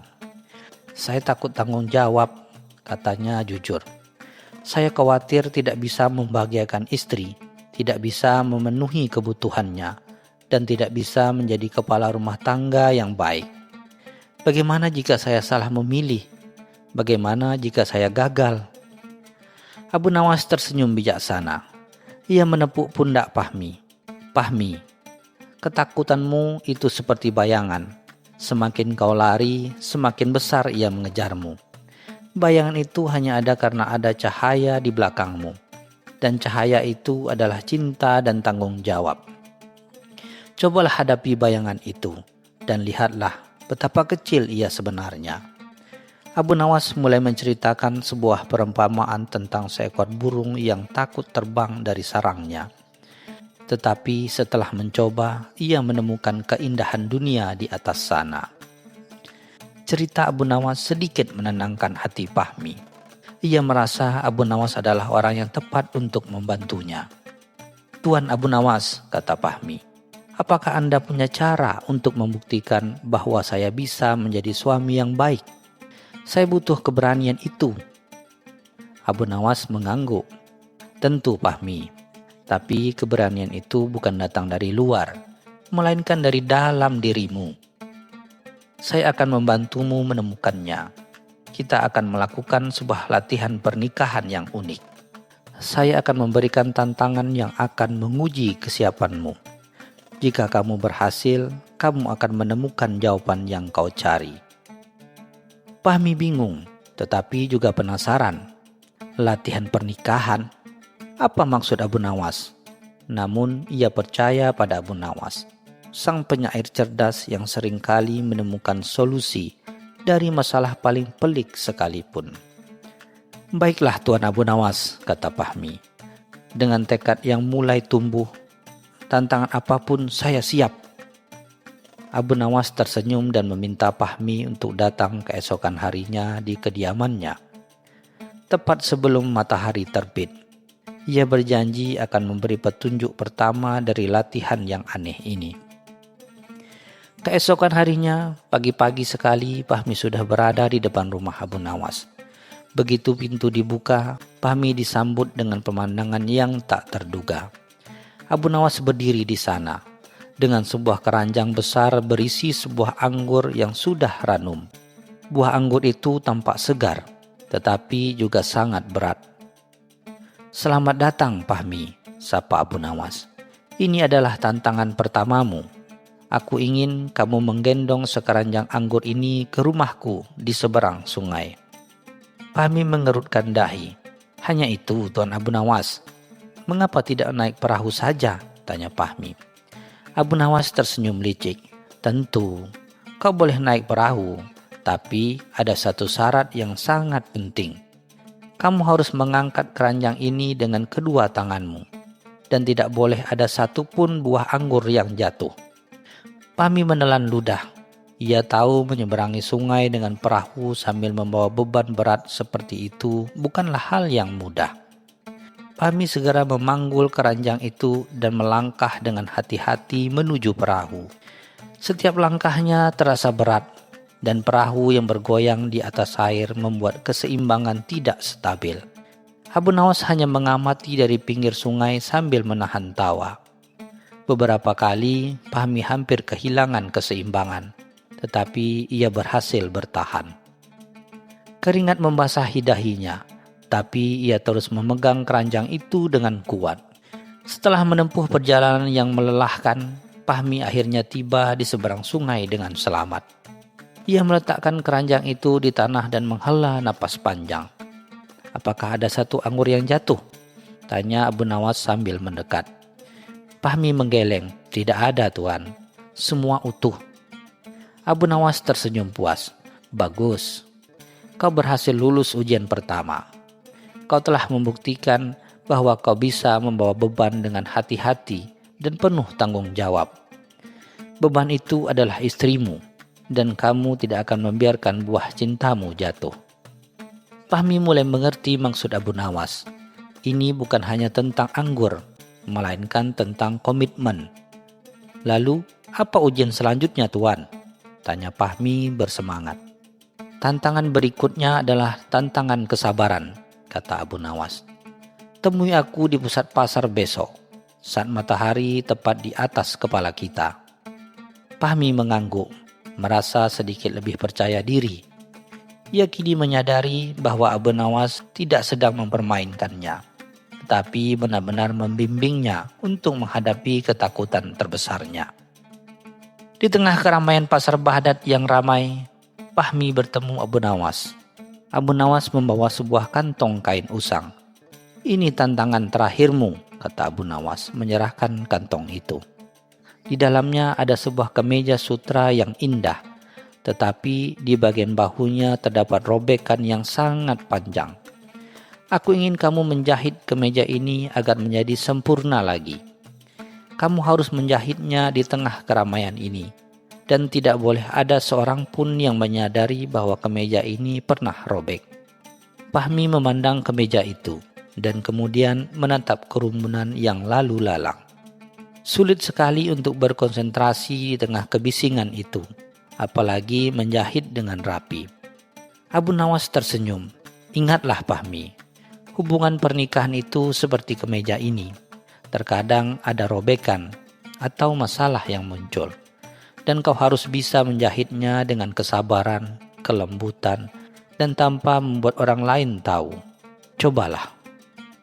Fahmi duduk di sudut pasar, mencoba mengabaikan hiruk-pikuk di sekitarnya. Ia mengambil jarum dan benang, lalu memulai menjahit dengan penuh konsentrasi. Setiap kali ada pedagang yang lewat dan menyenggolnya, ia terus menahan diri agar tidak marah. Setiap kali ada anak-anak berteriak, ia harus tetap fokus. Jarumnya menusuk dan menarik, perlahan tapi pasti, merapatkan setiap helai benang sutra. Ia menjahit dengan penuh kesabaran, memperbaiki kerobekan itu dengan ketekunan. Setelah beberapa jam, Fahri akhirnya menyelesaikan jahitannya.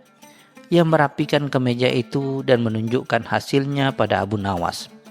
Jahitan itu sangat rapi, hampir tidak terlihat bahwa kemeja itu pernah robek. Abu Nawas mengambil kemeja itu dan memeriksanya dengan teliti. Ia mengangguk puas. "Luar biasa, Fahmi. Kau berhasil," katanya. Kau telah membuktikan bahwa kau memiliki kebesaran untuk memperbaiki robekan dalam hidup. Abu Nawas mulai menatap Fahmi dengan mata berbinar. Fahmi, lihatlah dirimu. Kau telah berhasil menggendong beban dengan penuh tanggung jawab. Dan kau telah menjahit robekan dengan penuh kesabaran. Itu adalah dua hal paling penting dalam pernikahan. Jadi, apa kau masih takut? Fahmi tersenyum dan menggelengkan kepalanya. Tidak, Tuan Abu Nawas. Jawabnya dengan penuh keyakinan. Saya sekarang tahu bahwa saya siap. Tantangan Anda telah membuka mata saya. Berapa bulan kemudian, Fahmi menikah dengan seorang gadis baik hati dari desa seberang. Pada acara pernikahannya, Abu Nawas datang membawa hadiah. Hadiah itu adalah sepasang karpet indah yang dirajut oleh Fahmi sendiri. Fahmi memeluk Abu Nawas. Terima kasih Tuan Abu Nawas, katanya. Anda tidak hanya memberi saya keberanian untuk menikah, tetapi Anda juga membantu saya menemukan diri saya sendiri. Dan Abu Nawas hanya tersenyum, melihat pemuda yang dulu takut menikah, kini menjadi seorang suami yang berbahagia.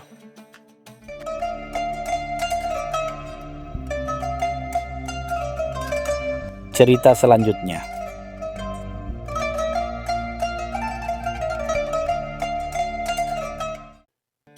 Pagi itu di pasar Baghdad, suasana riuh tak seperti biasanya. Bukan karena rempah atau kain sutra yang didagangkan, melainkan karena suara gaduh dua orang pedagang yang hampir saling pukul di depan kedai penjual perak. Salah satunya, seorang pedagang kurma kaya bernama Hafiz, berteriak-teriak menuduh pedagang tembikar miskin bernama Karim telah mencuri karung berisi 1000 dirham miliknya yang ia titipkan di sebuah wadah rahasia. Hafiz bersumpah demi apapun bahwa karung itu ia sembunyikan dalam wadah tembikar yang dibelinya dari Karim. Karim membela diri, tubuhnya gemetar, mengatakan bahwa tembikar itu sudah ia jual dan wadah tersebut telah kosong sejak ia membuatnya. Keributan itu menarik perhatian Abu Nawas yang kebetulan sedang mencari inspirasi puisi baru sambil berjalan-jalan santai dengan keledai kesayangannya yang sedang dipakaikan sorban kecil layaknya seorang ulama. Kasus ini dibawa ke hadapan Hakim Ayas, seorang kadi yang terkenal dengan kebijaksanaannya. Meskipun ia cenderung kaku dalam menerapkan hukum, mengikuti aturan literalis tanpa banyak melibatkan akal dan intuisi seperti Qadi Suraih yang legendaris. Hakim Ayas duduk dengan wajah tegang, dikelilingi juru tulis dan pengawal. Ia telah mendengar kesaksian Hafiz yang meyakinkan terlalu meyakinkan, dan bantahan Karim yang terdengar sangat lemah karena tidak didukungi bukti, hanya kejujuran yang lugu. Setelah berjam-jam mondar-mandir dan membaca kembali pasal-pasal kitab fikih tentang barang titipan dan tanggung jawab penjual, Hakim Ayas mengeluh frustasi. Hafiz, kau tidak punya saksi. Karim, kau tidak punya bukti bahwa karung itu tidak ada. Ini jalan buntu. Ia menghela napas panjang dan teringat kisah-kisah keadilan Qadi Suraih yang selalu menemukan celah kebenaran. Andai aku memiliki 100 kecerdasan Suraih, kasus ini pasti selesai. Gumamnya yang ternyata didengar oleh Abu Nawas yang duduk di barisan belakang sambil mengelus-elus untanya. Tiba-tiba Abu Nawas berdiri dan maju ke depan, menuntun keledainya di tengah ruangan. Semua orang terkejut, termasuk Hakim Ayas yang tampak kesal. Wahai kadi yang mulia, saya Abu Nawas dan saya menawarkan solusi yang adil ala Qadi Suraih, tetapi dengan bumbu kearifan lokal Baghdad, katanya sambil menunjuk keledainya. Izinkan saya membawa saksi bisu ini. Kasus ini melibatkan tembikar yang berasal dari tanah, maka kita harus mendengarkan suara tanah.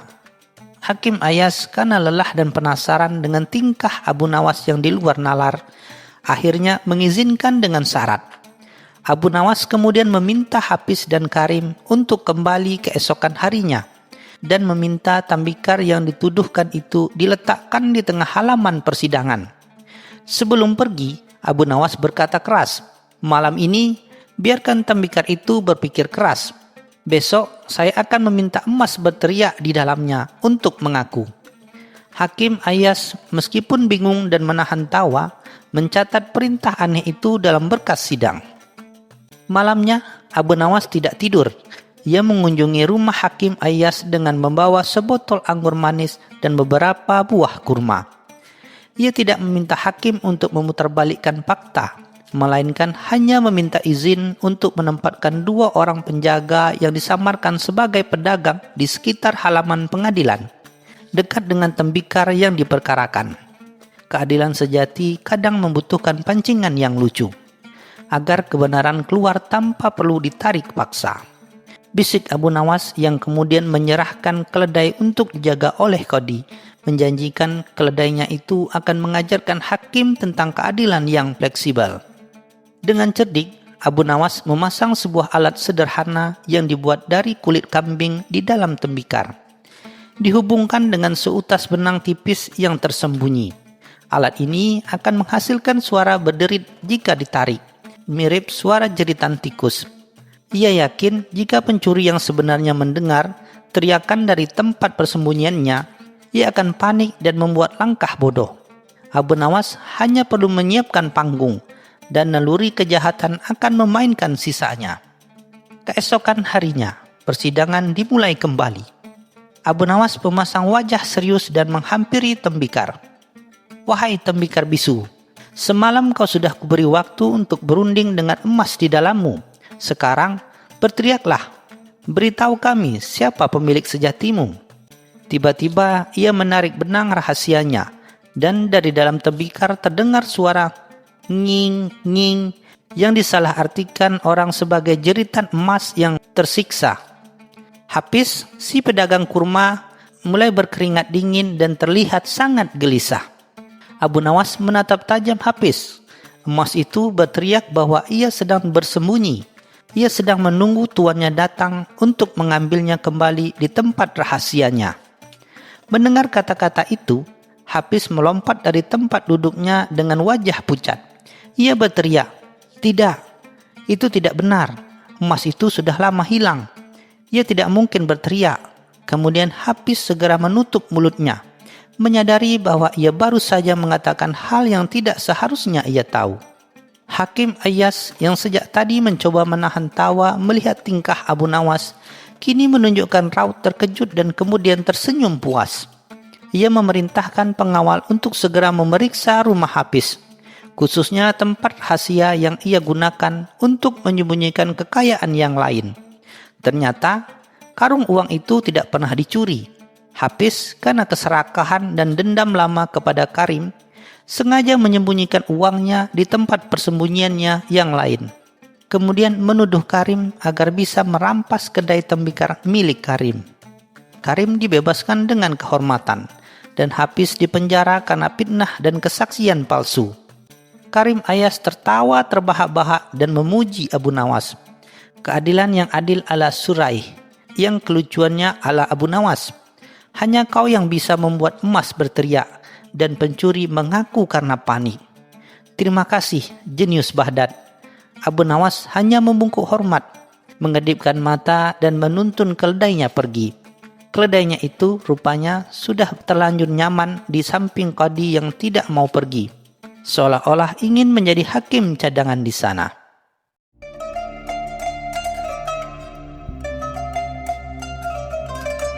Cerita selanjutnya.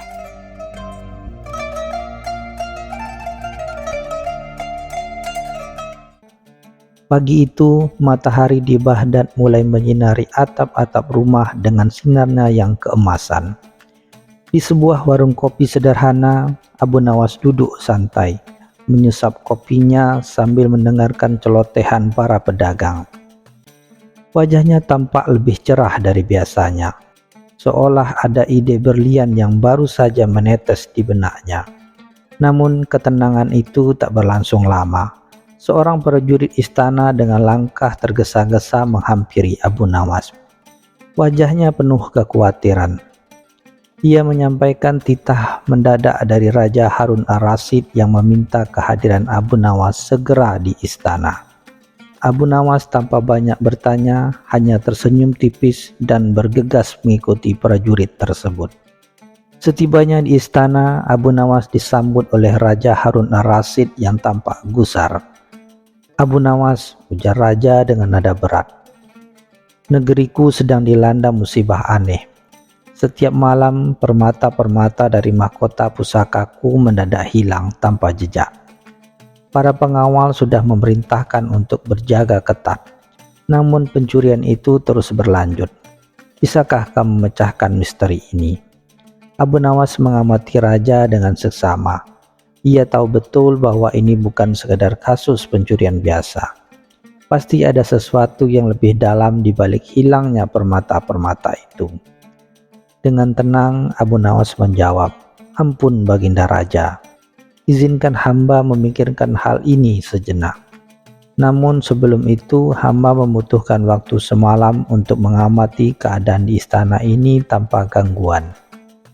Raja Harun ar-Rasyid menyetujui permintaan Abu Nawas, meskipun ia sedikit ragu dengan cara penyelesaian masalah yang tidak biasa ini. Abu Nawas kemudian meminta izin untuk menempati sebuah ruangan kecil di dekat pembendaharaan istana, dan hanya meminta satu hal aneh, sebuah obor dan secangkir kopi. Para pengawal istana saling berpandangan, bingung dengan permintaan Abu Nawas yang tak masuk akal ini. Sepanjang malam, Abu Nawas terlihat duduk termenung di dalam ruangan gelap tersebut. Tidak ada yang tahu apa yang ia lakukan. Namun keesokan paginya, dengan senyum kemenangan ia menghadap raja dan berkata, "Baginda Raja, hamba telah menemukan pelakunya. Namun untuk mengungkapnya, Baginda harus bersedia melakukan satu hal yang sangat sederhana." "Apa yang harus kulakukan Abu Nawas?" tanyanya. Abu Nawas kemudian meminta raja untuk mengeluarkan perintah kepada seluruh pelayan istana agar tidak ada seorang pun yang menyentuh, bahkan sekadar melirik pintu pembendaharaan selama 3 hari 3 malam. Raja mengerutkan kening, bingung dengan perintah aneh ini, namun tetap menyetujui demi mencari tahu dalang dibalik hilangnya permata-permata itu. Para pelayan istana pun mengetahui perintah raja, meskipun mereka saling berbisik dan bertanya-tanya. Mereka menduga Abu Nawas sedang menjalankan sihir atau ritual aneh untuk mengusir roh-roh jahat yang mungkin mencuri permata. Suasana di sekitar pemendaharaan menjadi tegang, diselimuti aura misteri yang diciptakan oleh perintah Abu Nawas. Pada malam kedua, Abu Nawas diam-diam mengawasi setiap sudut istana, terutama area di sekitar pembendaharaan. Ia tidak memasang perangkap fisik yang rumit, melainkan mengandalkan pengamatannya yang tajam. Ia memperhatikan bahwa salah seorang pelayan wanita yang bertugas membersihkan area dekat pembendaharaan setiap pagi selalu tampak tergesa-gesa dan menghindari tatapan mata para penjaga setelah menyelesaikan pekerjaannya. Ada aura kecemasan yang terpancar darinya, sesuatu yang tidak bisa dibandingkan dengan pelayanan lain. Abu Nawas juga menyadari bahwa setiap kali ia memeriksa area di luar pembendaharaan pada pagi hari, ia menemukan jejak debu halus yang sedikit berbeda di dekat jendela kecil yang menghadap ke taman belakang istana. Jendela itu seharusnya selalu tertutup rapat. Kecurigaannya semakin menguat. Ia kemudian meminta salah seorang pengawal kepercayaan raja untuk diam-diam menaburkan serbuk sari bunga berwarna cerah di ambang jendela perbendaharaan pada malam ketiga, tanpa sepengetahuan pelayan lainnya. Keesokan paginya, seperti biasa, pelayan wanita itu datang untuk membersihkan area tersebut. Abu Nawas dan beberapa pengawal yang telah diberitahu raja diam-diam mengawasinya dari kejauhan. Setelah pelayan itu menyelesaikan pekerjaan dan bergegas pergi, Abu Nawas segera memeriksa ambang jendela yang menemukan jejak serbuk sari berwarna cerah yang mengarah ke taman belakang. Ia kemudian mengikuti jejak samar itu dan menemukan setumpuk kecil permata yang disembunyikan di balik semak-semak samar yang rimbun. Ketika pelayan itu dipanggil menghadap raja, Abu Nawas menunjukkan jejak serbuk sari yang sama di ujung jarinya, yang pasti ia dapatkan saat membuka jendela untuk menyembunyikan permata curiannya.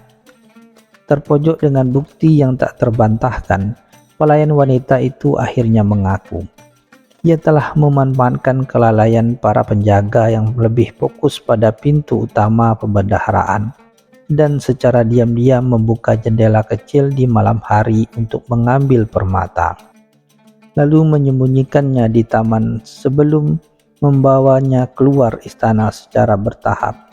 Raja Harun ar-Rasyid kembali dibuat kagum oleh ketelitian dan kemampuan observasi Abu Nawas yang berhasil mengungkap kejahatan hanya dengan mengandalkan akal dan pengamatan yang cermat. Setelah mengetahui seluruh kebenarannya, Raja Harun ar-Rasyid tidak dapat menyembunyikan kekagumannya terhadap Abu Nawas.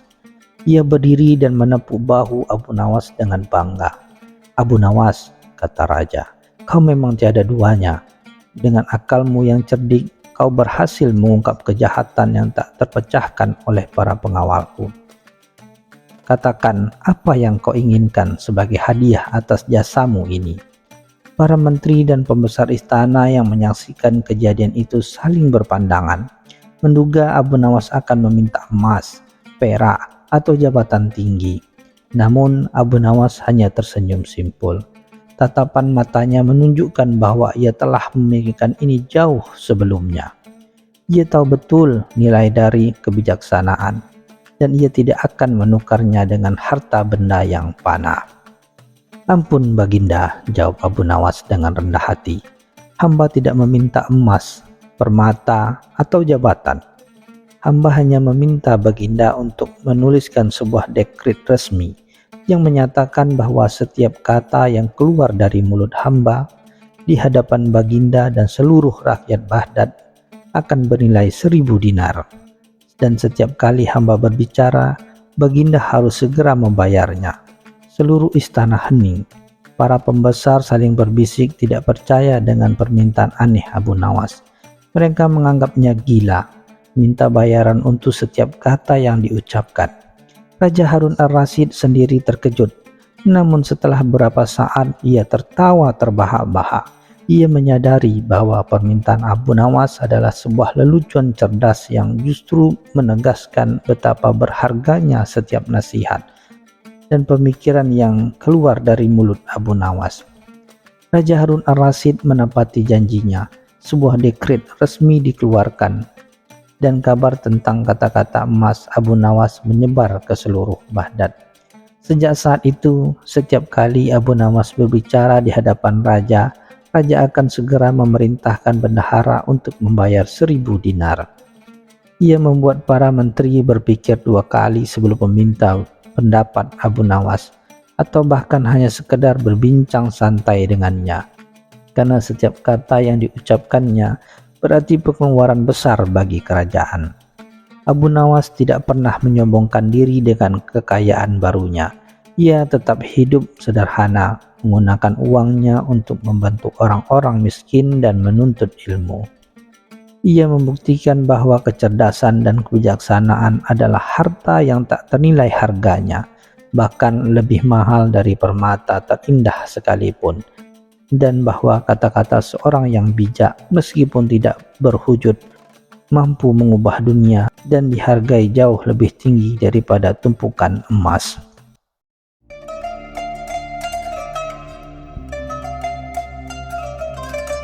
Cerita selanjutnya.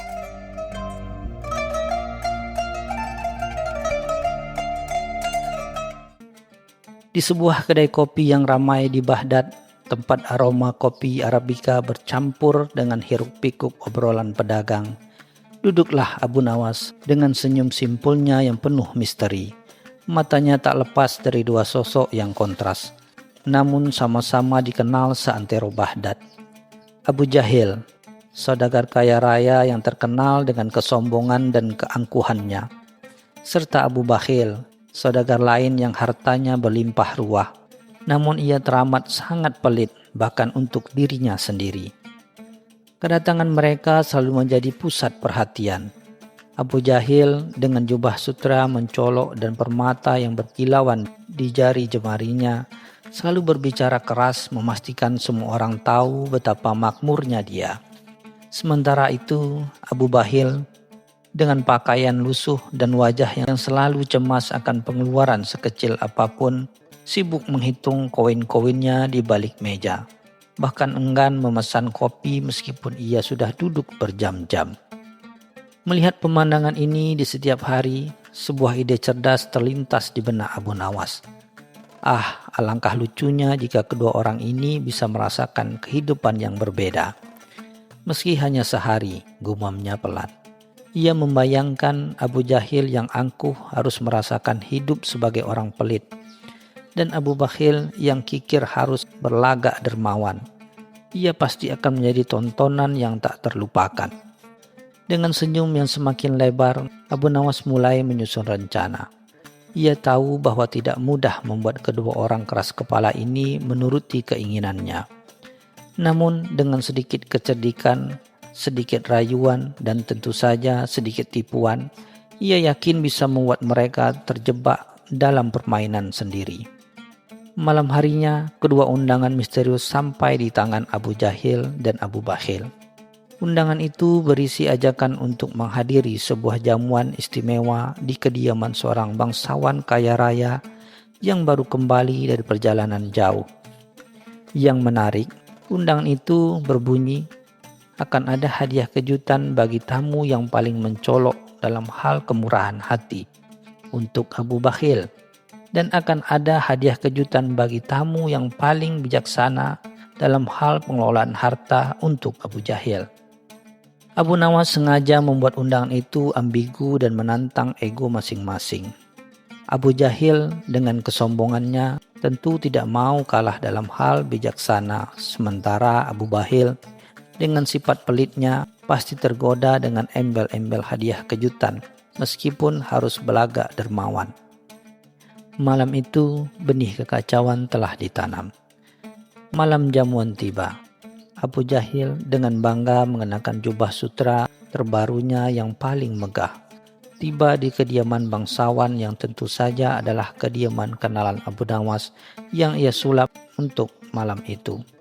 Namun betapa terkejutnya ia melihat tamu lain, Abu Bakhil, dan yang lebih mengejutkan, Abu Bakhil mengenakan jubah yang lebih baru, meski masih terkesan sederhana, dan bahkan senyum tipis terukir di bibirnya. Ini sangat tidak biasa. Di sisi lain, Abu Bakhil merasa sangat tidak nyaman. Ia harus berlagak dermawan dan itu sangat menyiksa jiwanya. Namun janji hadiah kejutan terus terngiang-ngiang di telinganya. Ia mencoba sekuat tenaga untuk tidak terlalu memikirkan biaya makan malam ini.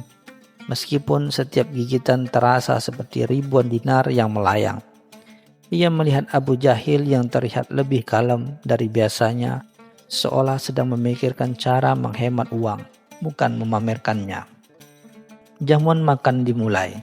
Hidangan lezat disajikan silih berganti. Abu Nawas yang berperan sebagai pelayan memperhatikan setiap gerak-gerik mereka. Abu Bakhil yang biasanya akan menyembunyikan makanan di balik jubahnya untuk dimakan nanti, kali ini dengan enggan menawarkan hidangan kepada tamu di sebelahnya. "Silakan tuan, jangan ragu," ucapnya dengan senyum yang dipaksakan.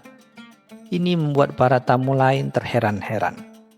Sementara Abu Jahil yang biasanya akan menghabiskan setiap hidangan dan bahkan meminta tambah, kali ini terlihat sangat perhitungan. Ia makan dengan perlahan, seolah setiap suapan adalah uang yang harus dihemat. Ketika seorang pelayan menawarkan anggur terbaik, Abu Jahil dengan sopan menolak. Air putih saja sudah cukup. Kita harus menjaga kesehatan dan tidak boros, bukan? Para tamu saling pandang, percaya dengan perubahan sifat Abu Jahil. Menjelang akhir jamuan, datanglah puncak rencana Abu Nawas. Seorang musafir tua yang tampak lemah dan kelaparan masuk ke dalam ruangan, meminta sedikit makanan. Abu Nawas dengan mata berbinar menunjuk ke arah Abu Bakhil. "Tuan Abu Bakhil, apakah Anda berkenan berbagi rezeki dengan musafir malang ini?" tanyanya. Abu Bahil menelan ludah. Ini adalah ujian terakhirnya. Dengan berat hati ia memberikan sepotong roti dan beberapa koin kepada musafir itu. Meskipun hatinya menjerit setiap kali koin itu berpindah tangan. Kemudian Abu Nawas beralih ke Abu Jahil.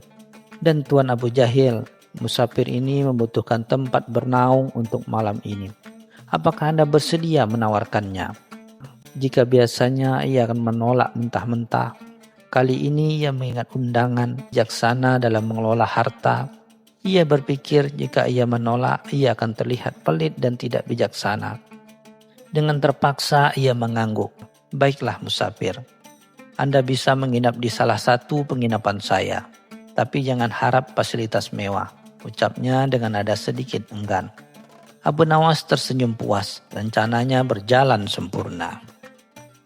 Keesokan paginya, setelah semalaman berpura-pura, Abu Bahil terbangun dengan perasaan lega sekaligus lemas. Peran sebagai dermawan sangat menguras tenaganya. Ia segera kembali ke rutinitasnya menghitung koin dan mengencangkan ikat pinggang. Namun ia tidak bisa memungkiri bahwa ada sedikit rasa puas melihat senyum tulus dari musafir yang ia tolong semalam. Meskipun rasa sesal atas pengeluarannya tetap ada.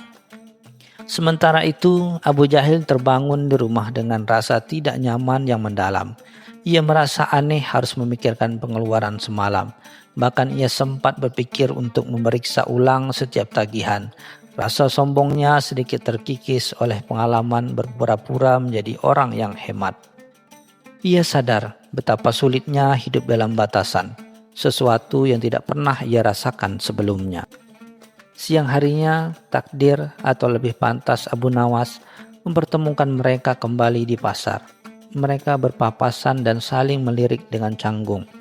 Abu Bahil yang biasanya akan menghindar kontak mata, kali ini berani menyapa. Selamat siang Tuan Abu Jahil. Bagaimana tidur Anda semalam? Abu Jahil yang biasanya akan mendengus dan melangkah pergi, kali ini menjawab dengan nada yang lebih lembut. Selamat siang Tuan Abu Bahil. Lumayan, Anda sendiri? Abu Nawas muncul di balik kerumunan. Senyumnya menyiratkan rahasia yang baru terungkap. Bagaimana pengalaman kalian semalam tuan-tuan? Tanyanya dengan nada menggoda. Wajah Abu Jahil dan Abu Bahil memerah. Mereka tahu bahwa Abu Nawas adalah dalang di balik semua ini. Abu Nawas kemudian menjelaskan seluruh rencana dan tujuannya. Tuan Abu Jahil, saya harap Anda belajar bahwa kemewahan bukanlah segalanya. Dan ada kebijaksanaan dalam mengelola harta. Dan Tuan Abu Bahil, saya harap Anda merasakan bahwa berbagi tidak selalu berarti rugi. Dan kebaikan bisa membawa kebahagiaan, ucapnya bijaksana. Abu Jahil dan Abu Bahil saling pandang. Mereka memang membenci kenyataan bahwa mereka telah diperdaya. Namun mereka tidak bisa menyangkal kebenaran kata-kata Abu Nawas. Sejak hari itu, meskipun mereka tidak berubah total, ada sedikit pergeseran dalam sikap mereka. Abu Jahil menjadi sedikit lebih rendah hati dan sesekali terlihat berbagi. Sementara Abu Bahil menjadi sedikit lebih longgar dalam dompetnya. Bahkan sesekali mentraktir dirinya sendiri di kedai kopi. Abu Nawas tentu saja kembali ke kedai kopi, menyaksikan perubahan kecil itu dengan senyum puas, siap mencari target berikutnya untuk pertualangan usilnya.